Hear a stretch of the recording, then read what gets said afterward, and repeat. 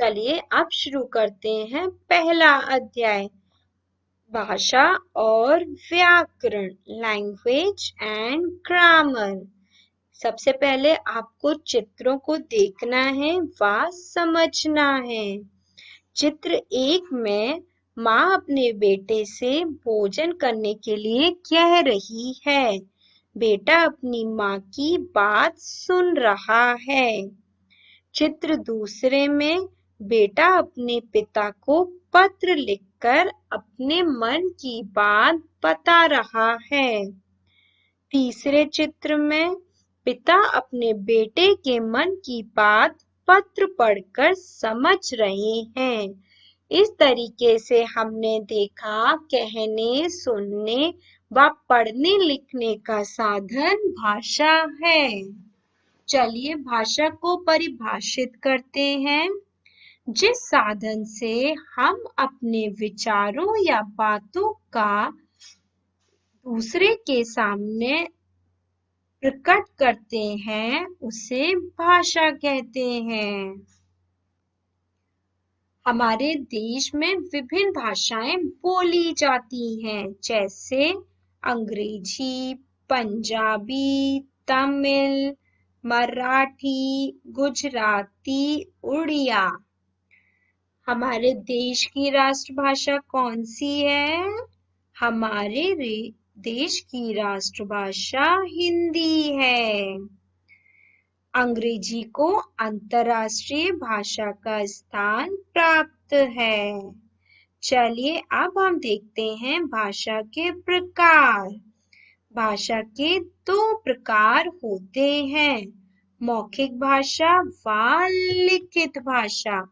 मौखिक भाषा कौन सी होती है? जो भाषा मुख से बोली और कानों से सुनी जाती है उसे हम मौखिक भाषा कहते हैं, जैसे भाषण देना, बात करना, गाना गाना। ये सभी मौखिक भाषा के उदाहरण हैं। चलिए अब करते हैं लिखित भाषा। लिखित भाषा क्या होती है? जब हम लिखकर अपने विचार प्रकट करते हैं तो उसे लिखित भाषा कहते हैं, जैसे पत्र, समाचार पत्र, पुस्तकें। ये सभी लिखित भाषा के उदाहरण हैं। तो बच्चों, भाषा हमारी 2 प्रकार की होती है, मौखिक भाषा व लिखित भाषा। चलिए अब करते हैं बोली। भाषा का जो क्षेत्रीय रूप होता है उसे हम बोली कहते हैं। जैसे कि हम सभी जानते हैं कि हमारे देश में भिन्न-भिन्न भाषाएं बोली जाती हैं। हिंदी जो है वो एक बड़े क्षेत्र में बोली जाती है, परंतु स्थान विशेष के लोग उसे अपने विशेष रूप से बोलते हैं।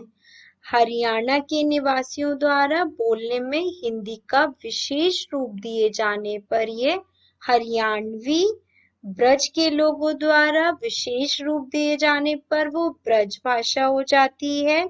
इसी तरीके से अवधी तथा मैथिली आदि रूपों में देखने को मिलती है। चलिए अब पढ़ते हैं लिपि। हर एक भाषा की कुछ ध्वनियां होती हैं। उन ध्वनियों को लिखित रूप देने के लिए कुछ चिन्ह निर्धारित किए गए हैं, उन्हें ही हम लिपि कहते हैं। चलिए लिपि को परिभाषित करते हैं।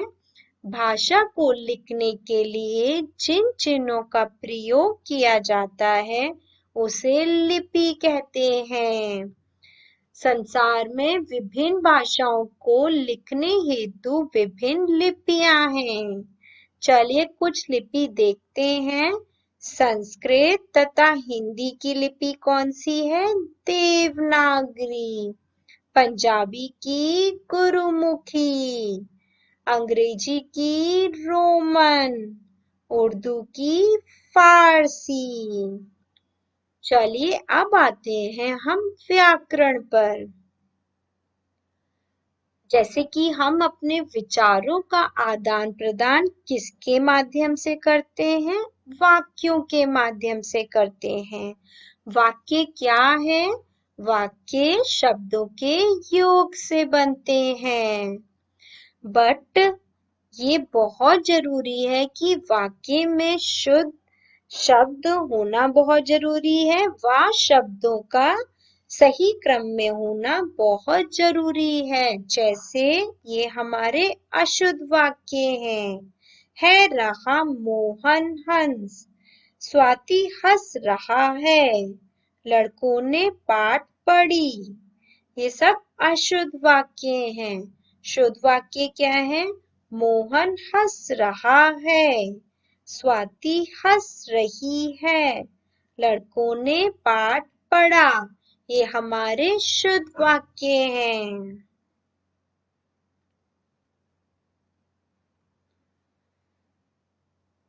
व्याकरण की दृष्टि से शब्द को उचित स्थान मिलने पर ही वह अपने सही भाव देता है। भाषा के शुद्ध या अशुद्ध होने को ही हम व्याकरण कहते हैं। चलिए व्याकरण को परिभाषित करते हैं। किसी भाषा को शुद्ध रूप से बोलना, पढ़ना और लिखना ही व्याकरण कहलाता है। व्याकरण का संबंध भाषा से है। किसी भाषा को सीखने के लिए उसकी विभिन्न इकाइयों का अध्ययन करना बहुत जरूरी है। हिंदी भाषा की सबसे छोटी इकाई क्या है? वर्ण। वर्णों को मिलाने से बनते हैं शब्द, शब्दों को मिलाने से बनते हैं वाक्य। इस तरीके से व्याकरण के 3 विभाग माने जाते हैं: वर्ण विचार, शब्द विचार और वाक्य विचार। वर्ण विचार, इसके अंतर्गत वर्णों के ध्वनि, चिन्हों, उनके भेद तथा उच्चारण आदि पर विचार किया जाता है। इसके अंतर्गत शब्दों की रचना, उनके भेद तथा प्रयोग आदि का विचार किया जाता है। इसके अंतर्गत वाक्य के अंगों तथा उसके भेद आदि पर विचार किया जाता है। चलिए अब आते हैं हम अभ्यास माला पर। पहला है, इसमें हमें सही विकल्प पर सही का चिन्ह लगाना है। भाषा के कितने भेद होते हैं? 2। संस्कृत भाषा की लिपि है देवनागरी। हमारे देश की राष्ट्रभाषा का नाम है हिंदी। चलिए अब आते हैं हम दूसरे पर। इसमें हमें निम्नलिखित प्रश्नों के उत्तर लिखने हैं। भाषा की परिभाषा लिखिए। जिस साधन से हम अपने विचारों या बातों को दूसरों के सामने प्रकट करते हैं उसे भाषा कहते हैं। बोली किसे कहते हैं? भाषा के क्षेत्रीय रूप को बोली कहते हैं। भाषा के कौन कौन से रूप हैं? भाषा के 2 रूप हैं, मौखिक रूप व लिखित रूप। लिपि से आप क्या समझते हैं? भाषा को लिखने के लिए जिन चिन्हों का प्रयोग किया जाता है उसे लिपि कहते हैं। व्याकरण की परिभाषा दीजिए। किसी भाषा को शुद्ध रूप से बोलना, पढ़ना और लिखना व्याकरण कहलाता है। व्याकरण के प्रमुख विभाग कौन कौन से हैं? उनका संक्षिप्त परिचय दीजिए। व्याकरण के 3 विभाग माने जाते हैं: वर्ण विचार, शब्द विचार और वाक्य विचार। वर्ण विचार, इसके अंतर्गत वर्णों के ध्वनि चिन्हों, उनके भेद तथा उच्चारण आदि पर विचार किया जाता है। शब्द विचार, इसके अंतर्गत शब्दों की रचना, उनके भेद तथा प्रयोग आदि पर विचार किया जाता है। वाक्य विचार, इसके अंतर्गत वाक्य के अंगों तथा उसके भेद आदि पर विचार किया जाता है। भाषा के मौखिक तथा लिखित रूप का संक्षिप्त परिचय दीजिए। मौखिक भाषा क्या होती है? जो भाषा मुख से बोली और कानों से सुनी जाती है, उसे मौखिक भाषा कहते हैं। लिखित भाषा, जब हम लिखकर अपने विचार प्रकट करते हैं, तो उसे लिखित भाषा कहते हैं। चलिए अब आते हैं हम तीसरे पर। इसमें हमें एक शब्द में उत्तर देना है। भारत की राष्ट्रभाषा हिंदी। संस्कृत भाषा की लिपि देवनागरी। हिंदी भाषा की लिपि देवनागरी।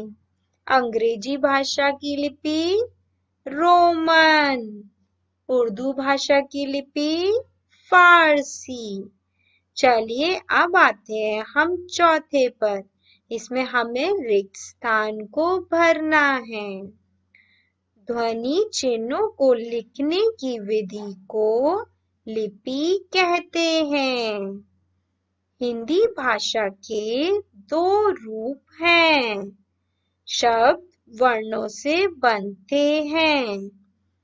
अवधी, ब्रज तथा मैथिली बोली हैं। व्याकरण के 3 विभाग हैं। चलिए अब आते हैं हम 5वें पर। इसमें हमें सही कथन के आगे सही का चिन्ह लगाना है तथा गलत के आगे गलत का चिन्ह लगाना है।